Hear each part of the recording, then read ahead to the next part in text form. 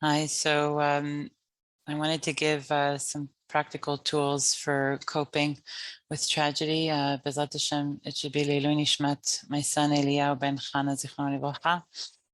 And as far as I'm concerned, this is a workshop, meaning I'm, 3.5 months into this tragedy. So whatever I do at this point, I'm considering it experimental and not offering any long-term sage wisdom here, but hoping that you know each person can try whatever works for them.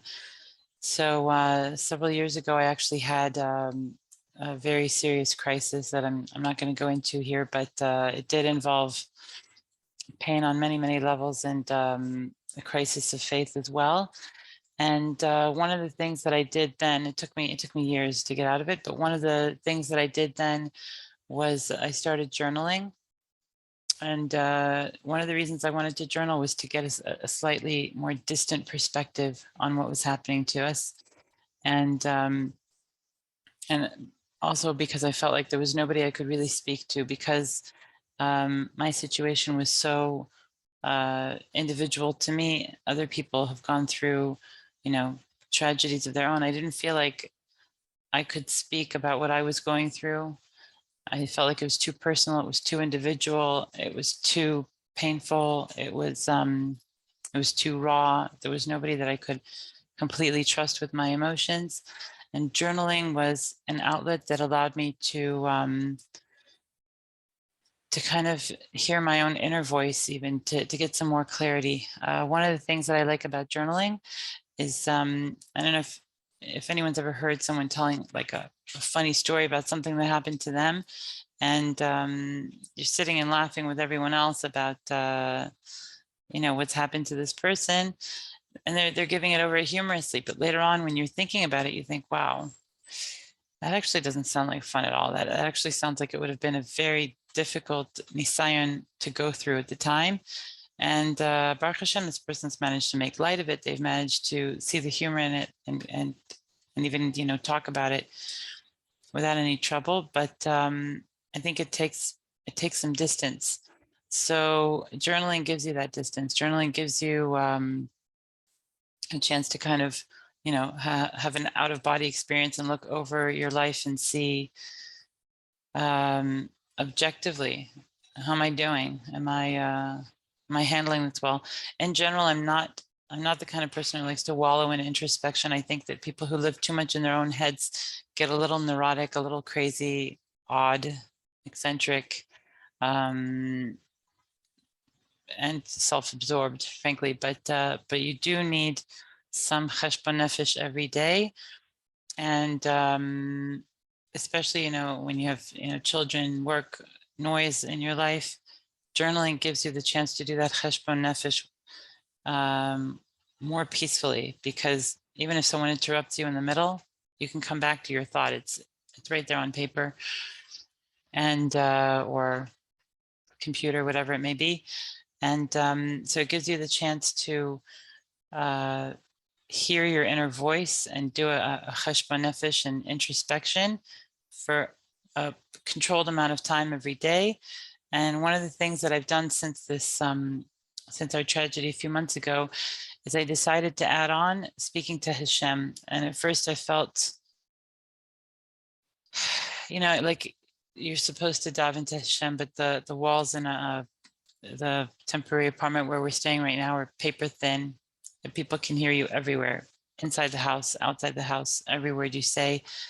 I feel like I don't really feel free to talk to Hashem. And honestly, living in Jerusalem where I do, I'm not sure that there's any place where I really feel like I can speak to Hashem freely, without worrying about being heard, without fear of judgment, without thinking that people are looking at me. Maybe the kotel in the middle of the night, not even sure about that. And who has time, frankly, I'm not, I'm a woman, I don't daven with a minyan.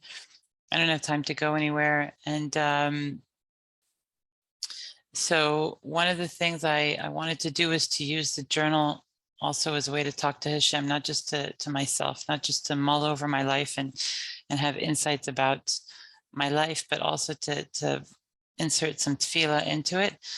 And I asked my Rav about it, and he said that ktiva kedibur dame, it's as far as I understood, it's a Gemara that's used lahalacha, that writing is considered, according to some opinions, sorry, like speaking. So from that point of view, my own personal tefillat chana is going to be in writing, has been in writing for the past month or two.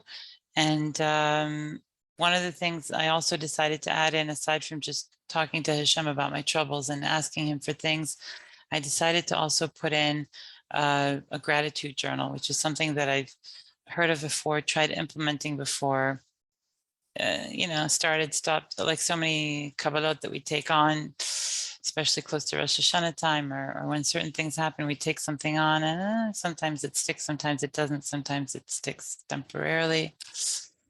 That's what the gratitude journal was for me. It held for a while and then it ran out. And now I feel like it's absolutely necessary, because if I don't look at the half full or whatever percentage full my cup is right now, if I don't look at it, then the